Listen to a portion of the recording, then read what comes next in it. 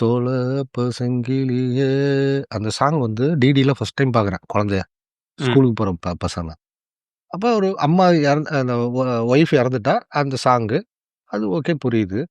அதுல வந்து அவன் ஃபேஸ கடைசியா ஓப்பன் பண்ணி வச்சுட்டு, எல்லா காரியம் பண்ணி முடிச்சோனே, கடைசியா ஒரு அந்த வரட்டிய வச்சு க்ளோஸ் பண்ணுவாங்க. ம். அப்போ இப்படி இருந்தவரு அப்படிம்பாரு. ஒரு வெட்டு வெட்டுவாரு. எனக்கெல்லாம் அது வந்து, "டேய் தலைவா!" அப்படிங்கிற மாரி இருந்தது. அதுதாங்க பியூட்டி. அதாவது ஒரு ஒரு படம் ஃபுல்லா நீங்க ஒரு பெர்ஃபார்மன்ஸ் குடுக்குறது வேற. அந்த மொமெண்ட்டுக்கு ஒரு நான் அதுவரைக்கும் படங்கள்ல அத பார்த்ததே கிடையாது. இத்தனைக்கும் ஒரு கேரக்டர் இறந்து இன்னொரு கேரக்டர் ரியாக்ட் பண்றது ஆல்மோஸ்ட் எல்லா படத்துலயும் வர சீன் தான். சீன். கிளிஷே சீனோட உச்சகட்டம் அது. ஆனா, அதுல ஒரு பெர்ஃபார்மன்ஸ் குடுத்து அத ஞாபகத்தில் நான் உண்மையிலேயே சொல்றேன். என் ராசன் மனுஷன் நான் அதுக்கப்புறம் பார்க்கவே இல்ல. ஆ. நான் சின்ன வயசுல பார்த்தது தான்.